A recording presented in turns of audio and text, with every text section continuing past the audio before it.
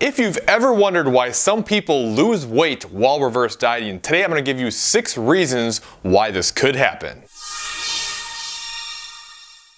Hey, this is Colin DeWay. If you want to master your metabolism and create forever results, start now by subscribing and click on that bell notification so you don't miss anything. So I'm sure you've seen this before, right? You go on social media and you see these posts from people where they increase their calories by a lot, they lose a bunch of weight, the weight just kind of falls off, and you just think, what the heck, why is this happening? In fact, because of these posts, I think a lot of people get really confused about reverse dieting, and they actually think that the goal of increasing calories is to lose weight, and that's not really how it works, which I talked about in my last video. There's nothing wrong with you if you're not losing weight while reverse dieting, and in fact, you're not supposed to. It's not really the goal of reverse dieting. However, sometimes it does happen, and I think what happens is social media kind of tends to be a bit of a highlight reel. So you see all the really impressive things that people do, and it can make it look like it's the norm when it's not. The truth is, most people won't lose during a reverse diet, but it can happen, so make sure you watch to the end of the video because I am going to give you 6 reasons why it can happen, and I'm going to start with the least likely reason and go all the way to the most likely reason at the end. But really quick, before I get into the first reason, I just want to make sure that you understand that when I talk about reverse dieting, I'm always talking about regular lifestyle people and not competitors. I know there's a lot of information out there for competitors, and it seems like there's nothing for just the regular person. So I want to make sure that I am a resource for you so you know it's not just for competitors coming out of a competition. Okay, now as far as the actual reasons, the first reason could be because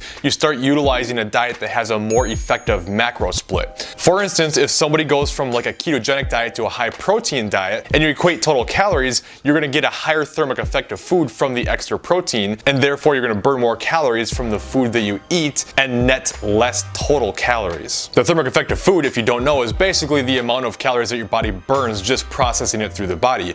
And fat, which is the primary source of a ketogenic diet, is actually the lowest thermic effect of food of all the macronutrients. Fat comes in at about 2 to 3% thermic effect, whereas carbs is about 5 to 8%, and protein is a whopping 25 to 30%. So for instance, if you ate 100 calories from protein, you would only net about 75 to 80 calories from that 100 calories, whereas if you ate 100 calories from fat, you're gonna net about 97 to 98 calories. So you net more total calories when fat is higher just through the thermic effect. This could show why if you switch from a ketogenic diet or a low protein diet in general and then started eating more protein but equated calories, you might start losing weight because you've now created more of a calorie deficit. Now the second reason someone might start losing weight while in a reverse diet is they start taking training more seriously, or potentially even just start training after living a sedentary lifestyle. Sometimes by fully committing to the reverse diet or even starting to consider it an actual muscle building phase, it kind of reinvigorates you and gets you going better, and it gives you some more focus, and your training intensity in the gym really starts to pick up, and therefore you start burning more calories and possibly even creating more lean body mass, which also helps with the metabolism. Say for instance you were just not really feeling things and you're only training about 2 times per week,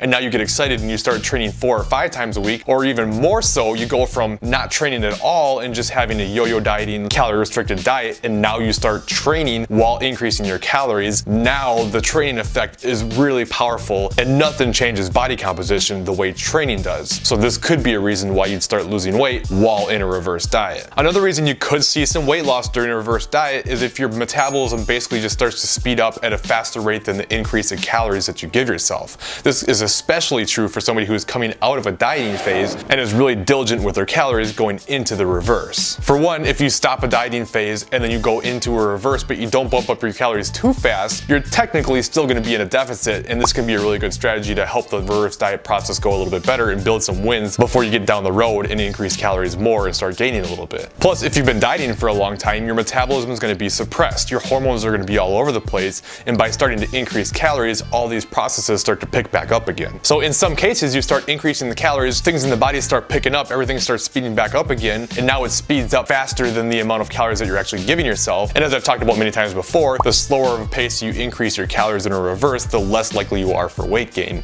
And sometimes if you're really diligent about it, you might actually see it go backwards a little bit. Now the fourth reason really ties in well with number 3, and you could argue that it's basically kind of the same thing, but I did want to make it its own, and that is basically once you go through a reverse diet, especially after dieting for a while, your hormones start to improve improve and you start sleeping better and you start feeling less stress and you have more energy. And because of this, now your recovery is better. Now you start to feel better. Now you start to have more energy and you just start to move around and be more active just in general on a day-to-day basis. Basically, because your hormones and your metabolism were so screwed up, you had no energy, and before you were just kind of really tired and really worn out and you were laying on the couch and just didn't want to move around and you just didn't feel so good. Now that you feel better, you have more skip in your step and you just start being more active and therefore start burning more calories that you weren't burning before as things start to improve and now you start losing weight. Alright, the fifth reason could be you might have a really adaptive metabolism. Some people just have metabolisms that adapt a lot faster than others, and what I mean by this kind of person will be able to make bigger increases and decreases in calories and your body just adapts to it really fast. This may not necessarily mean they'll lose weight, but they can definitely increase their calories a lot faster and probably a lot greater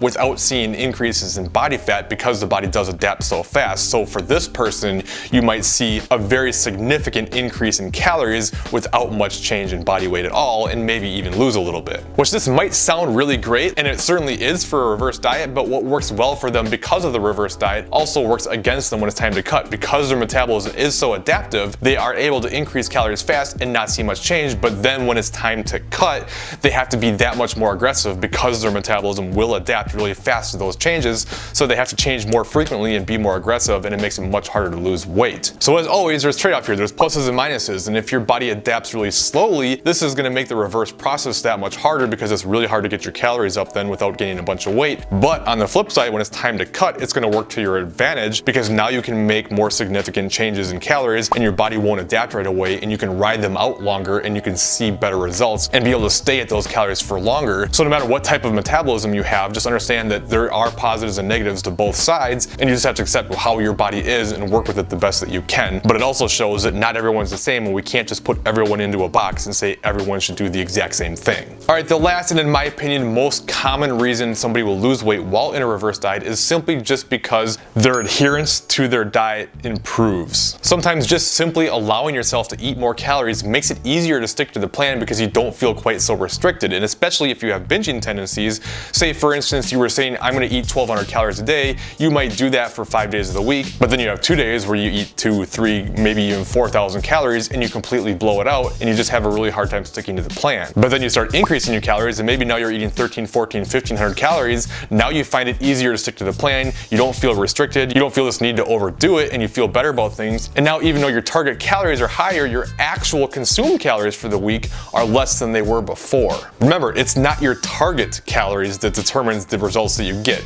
It's the actual calories you consume regardless of what that target is. So if you increase your calories and you do a better job of sticking to the plan, you're probably going to see better results than a lower target that you don't do well with. And honestly, I think this is why a lot of people do better in a reverse with an actual coach, not even necessarily because of the exact how to do things. It's just you get that extra accountability. You have someone who can be objective with you and not make decisions based on emotions like we all do with ourselves. So it just makes it that much more likely to stick to the plan. Trust me, even as a coach, I get this 100%. That's why I have a coach myself. It is just so hard to be objective with yourself, and when you start getting really emotional, which is extremely likely to happen when you're dieting because your body really is changing its hormones and it's literally trying to make you fatter, so it's doing everything it can to make you more emotional, to get you to overeat, to put the weight back on. So sometimes just knowing what to do isn't enough, and you need someone who can be more objective with you and not make decisions based on those emotions. Now make sure you keep watching because there is something important about reverse dieting I still want to touch on, but first real quick, since we're talking about coaching, I almost never talk about my own coaching, but I do want to say that I do have availability. I'm being asked more frequently about if I have availability, and I'm not one of these guys who says I have 2 spots available and say that every 3 weeks. Like,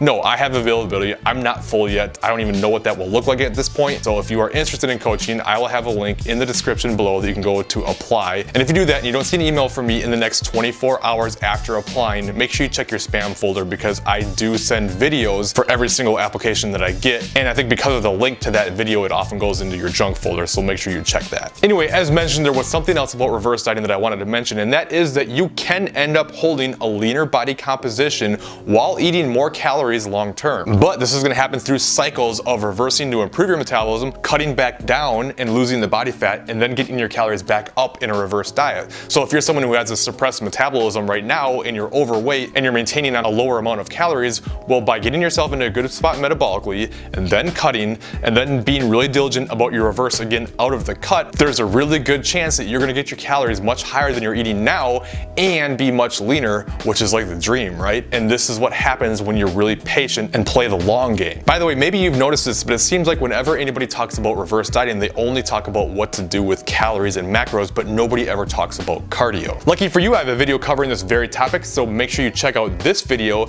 and I will take you from the beginning of a reverse diet all the way to the end of a reverse diet so you know how much cardio you should be doing throughout the entire process. If you're new to the channel, consider subscribing, and I will see you next time.